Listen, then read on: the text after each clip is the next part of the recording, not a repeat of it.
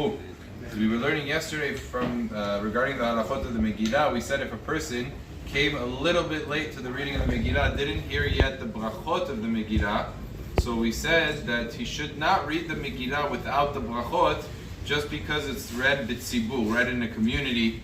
It's better to read it individually by himself with the brachot than to read it with everybody else without the brachot.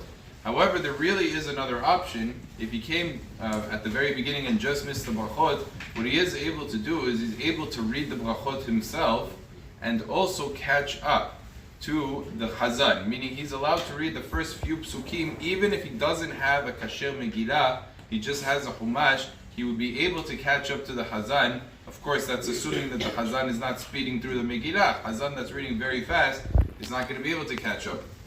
But if he's able to catch up, then he can get the best of both worlds. He could say the brachot himself, and then read very quickly, catch up to the Hazan, and then the rest of the Megillah, he could hear from the Hazan. And the reason you could do that is, although you're not allowed to read the Megillah from a Chumash, but that's when you read the majority of the Megillah.